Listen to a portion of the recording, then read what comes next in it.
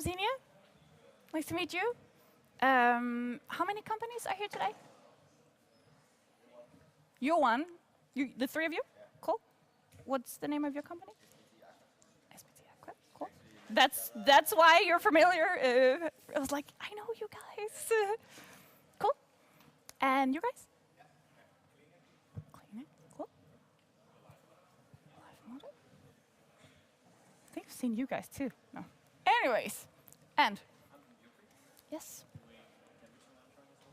Okay, cool. So 4, great. Did you guys pitch before? You guys are not allowed to answer. Yeah. Well, at my team we've been pitching quite a few times, but it's still quite hard for us to pitch in Berlin a week ago. Yeah. And it didn't win that well, so I'm really looking forward to getting some good feedback. Okay. What was the setup of your pitch in Berlin? We were presenting at a fair, at Health IT fair, which is really big and really professional, so it was fun to try. Were you up on stage or were you like standing by a booth? Both. Yeah, it was a very small stage, not far away from our booth. Okay. Cool. You guys? Yeah, we were in for small. Yeah. Yeah. Yeah. Cool. How did that go?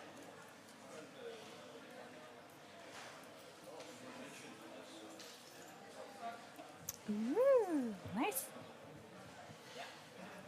Quite a long time, not in professional environment, let's say, more in the street, in the library, like last week. On Thursday, we participated in the FinTech Bazaar. It's a bazaar in DTU regarding technology. Okay. So we had our youth work, so that would be a good professional presentation. And the audience was academia or? Oh, it's here. So the audience is academia? Or it's a mix. Okay. Cool. And I'm sorry I'm not asking you guys because I already know. Right. I assume that the reason they invited me is that I've been doing this for a couple of years. And back in the days, I started doing it in a venture context, pitch training all of the finalists and making sure that you guys can shine up on stage. Then I did my own consultancy for a couple of years. Didn't know what I wanted to do with my life, so, you know, you go and work randomly. And now I run something called Founders House, which is like a co-working space, but mainly for like software and tech startups, and help them with their, among other things, investor pitches. And I'm thinking maybe we could start by doing all the things that we know we're not supposed to do.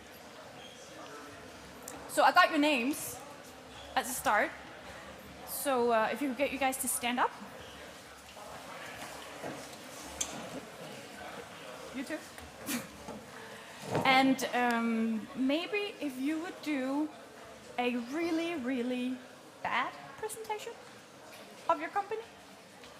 And the thing is, you can only say your name, like your personal name, your company name, and then one sentence about what is it that you could do. But it has to be bad. Well, watch. Okay, please.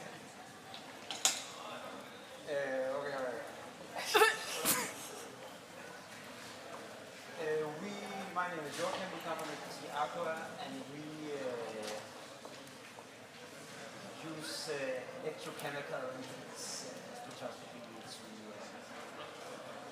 measure material. Exactly. I mean, personally, I thought that you started out really bad, so that was awesome. Thank you. This whole, fuck, what is them gonna say? You know, like lack of preparation. So obviously, you need to prepare. That's super important. Can you do worse?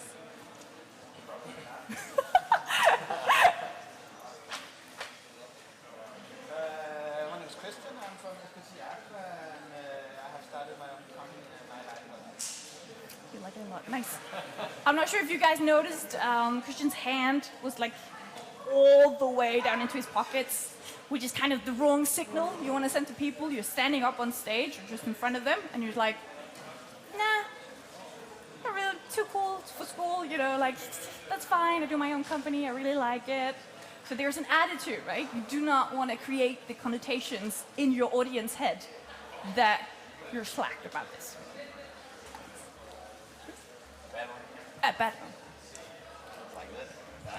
My name is Gus, and I represent the Aqua, and we use the chemical Helios spectroscopy to perform bacterial detection in water.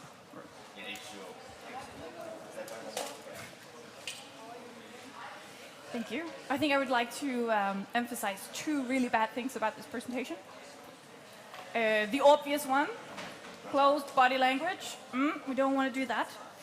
But the other thing was this monotone, semi-staccato, layered, like I couldn't remember the first part of your sentence because it was so boring to the very end of the sentence.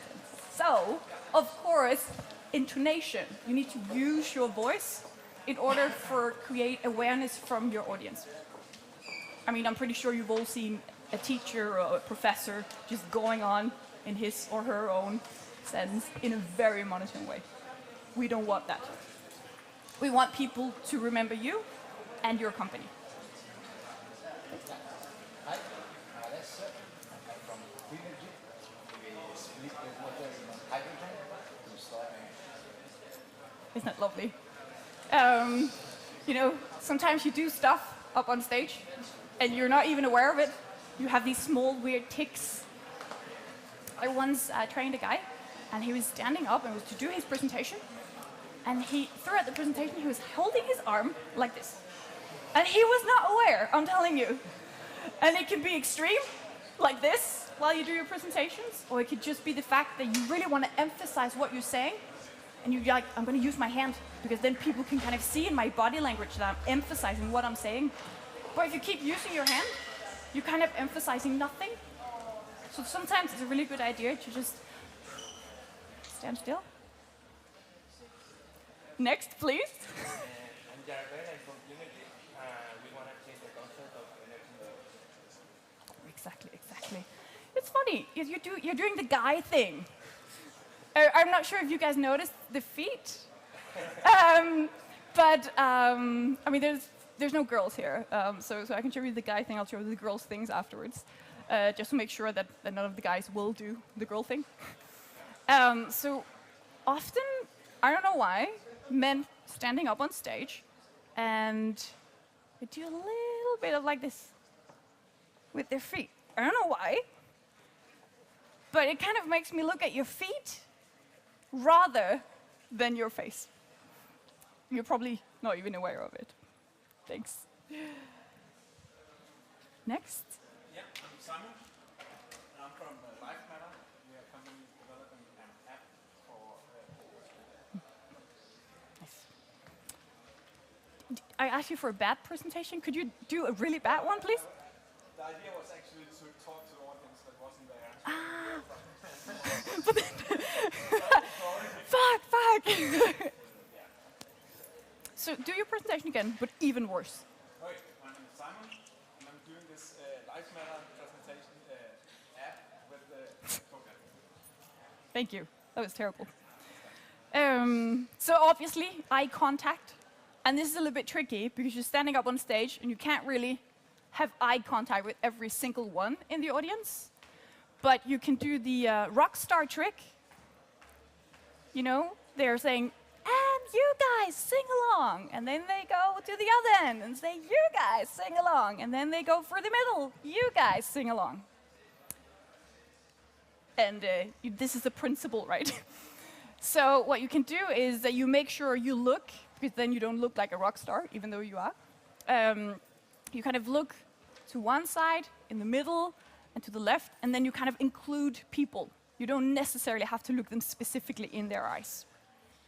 Another thing is that you could also kind of take your body language, which is obviously open, not closed.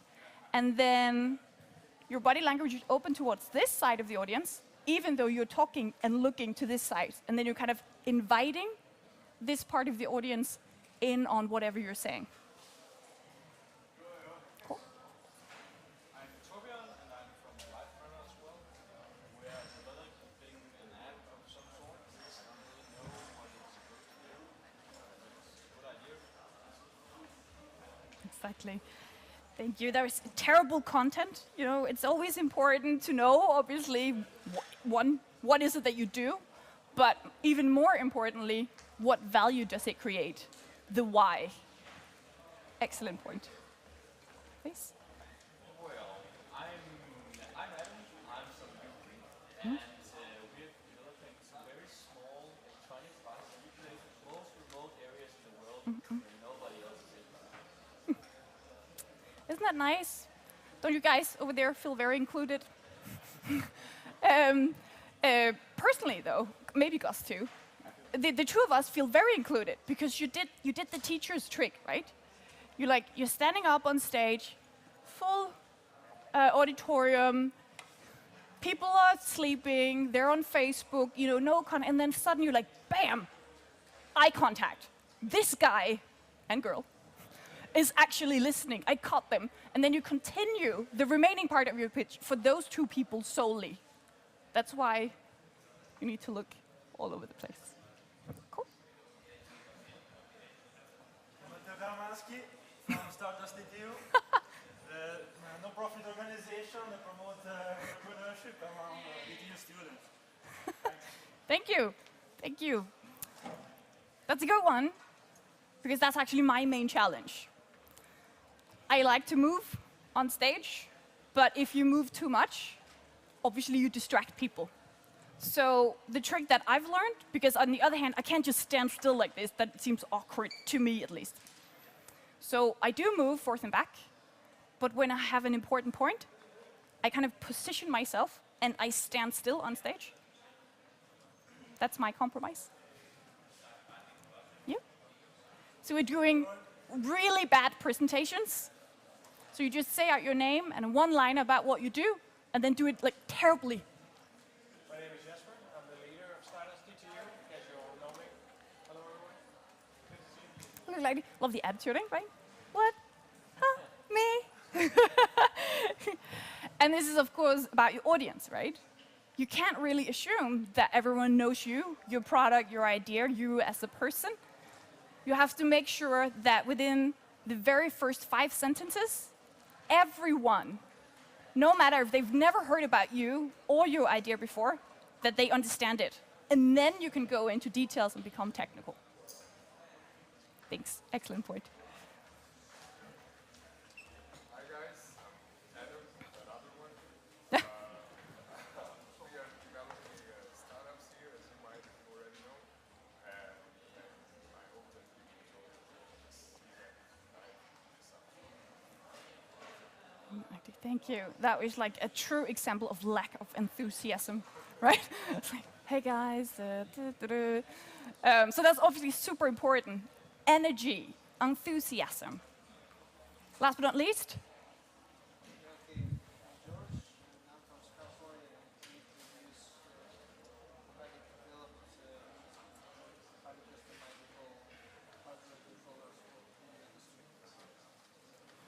Cool, thank you.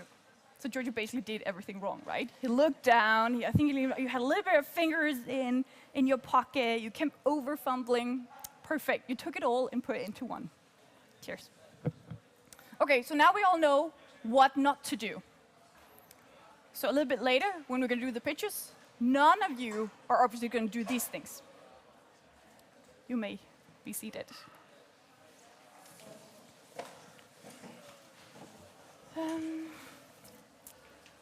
2 minutes people have for their pitches? Yeah, 2 minutes. Okay, so of course preparation is key. How many of you guys have a business plan or something similar-ish? Have you spent a lot of time thinking about how you want to develop this?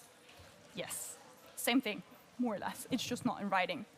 And the thing is, all those hours that you guys spent developing your respective businesses for an audience, the details, the features, all the many, many awesome arguments about your specific idea, they cannot comprehend. So you need to extract what are the key points about my idea. And in order to know which of the many key points about your idea, you need to know your audience.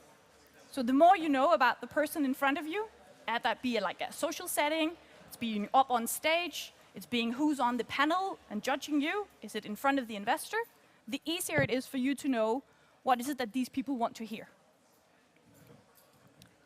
Last but not least, what is the purpose? Is it a competition? Yes, you want to win. But besides winning, is it money you're looking for? Is it like a potential partner? Are you missing a co-founder? What is your goal with this specific pitch? Cool. This is the key to why people will remember your pitches and not the others. Because first, you tell them what you're going to tell them. Then you tell them, and then you tell them what you just told them, which is basically a principle of wrapping. It's not because people don't want to remember you guys. There is just overload of information. And how many are in the program? Ish? Startups? How many startups? 7. Okay. So, when we did the pitches at Venture Cup, there would be between 3 and 8 finalists. And after finalist number 8, or even just after finalist number 3, the jury would still be sitting in the room and saying, what did those number 1 team guys do again? So it's super important that even they're going to hear 7 other pitches, that yours will stand out. This is one of the tricks for doing so, helping them remember. Cool. The opening is key. I think Matteo had a beautiful example of a dead boring opening.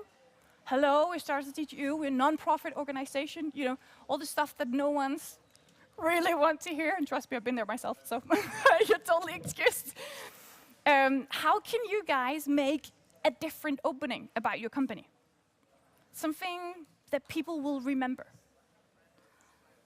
I once saw a comedian who came on stage, he spent his 8 minutes with, you know, jokes and whatever, and the entire time, he had this kitchen thing in his hand. And I remember him to the day now, right? But it was so weird that he brought it on. He didn't use it for anything. It didn't do any context. I'm not saying that you're going to bring some weird thing up on stage, but I'm trying to make a point about how can you make things differently.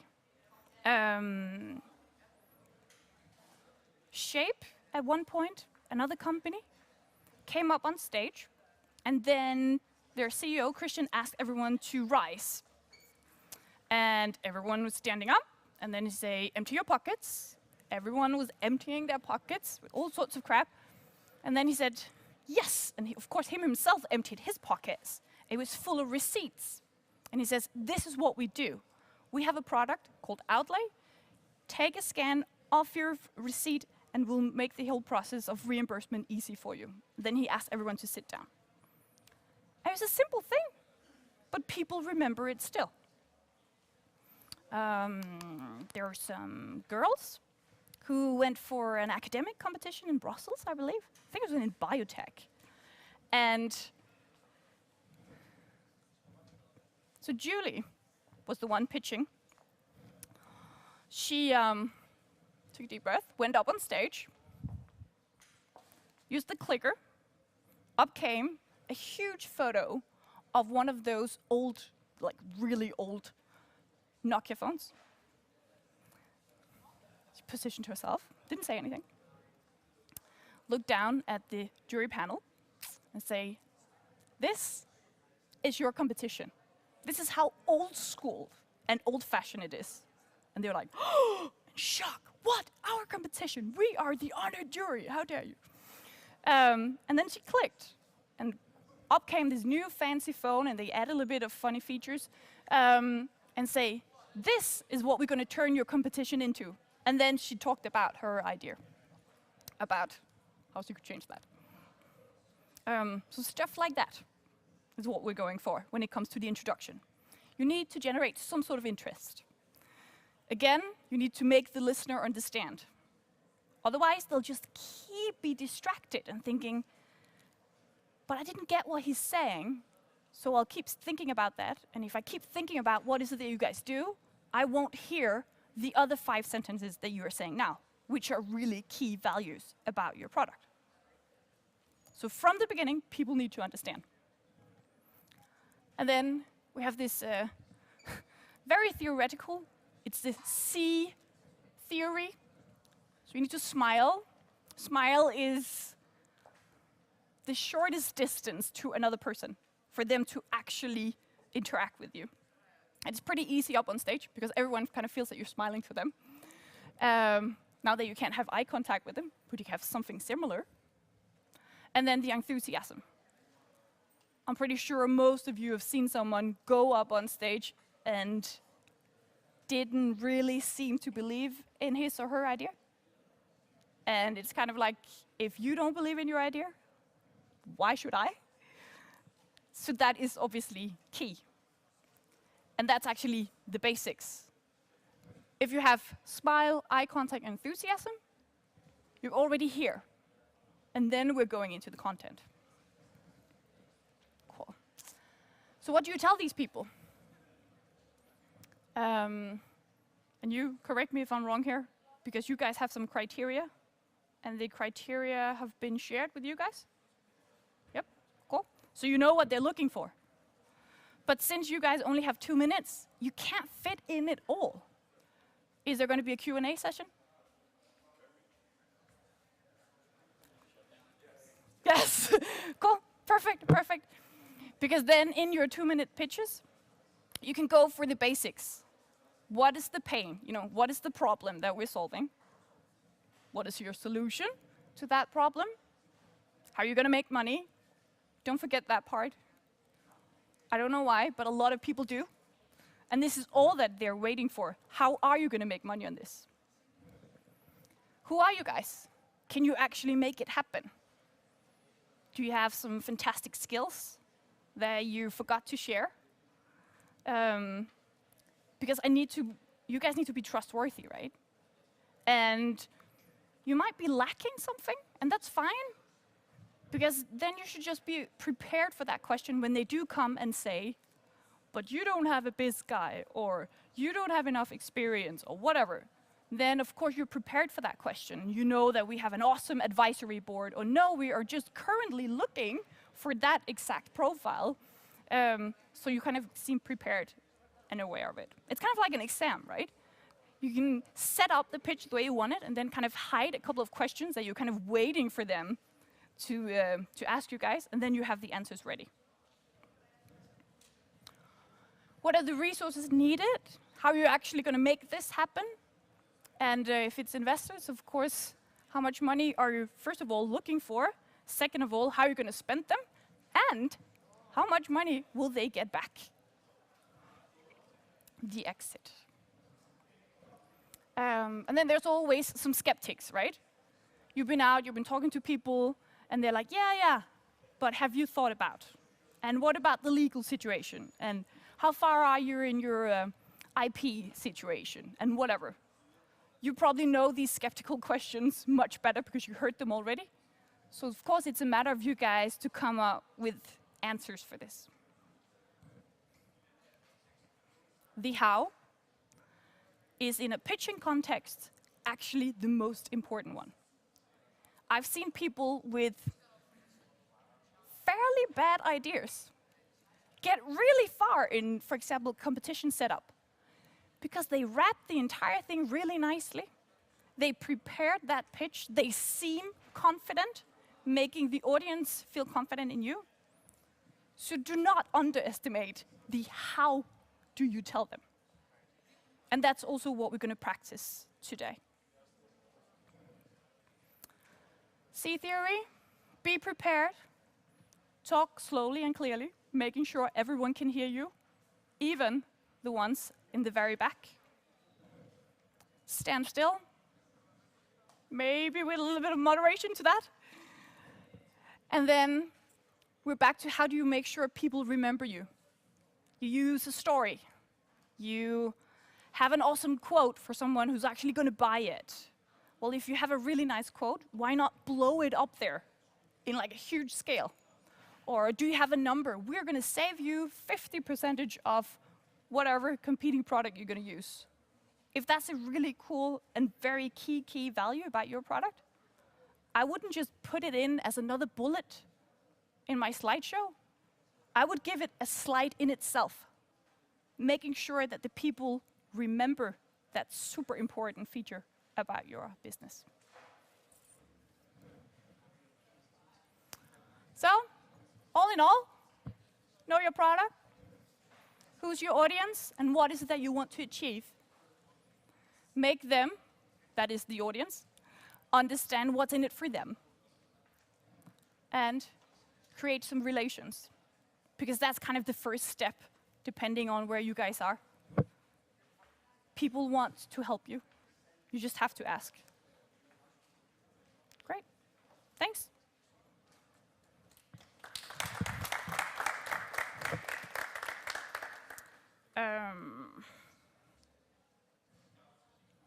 Now it's your turn. So I'm going to give you guys 5 minutes to prepare a 2-minute pitch.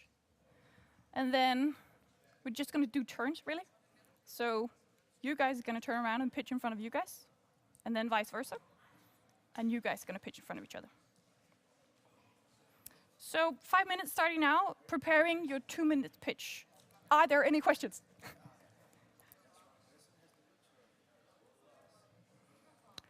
I would recommend only one person, since you only have 2 minutes. I've seen, in general, I recommend only one pitcher on stage. In very rare circumstances, you can do 2. And in one single occasion, I've seen 3 Italian guys make it happen and work. But elsewhere, go for one pitcher, because it just creates confusion. And especially since you only have 2 minutes. Any other questions?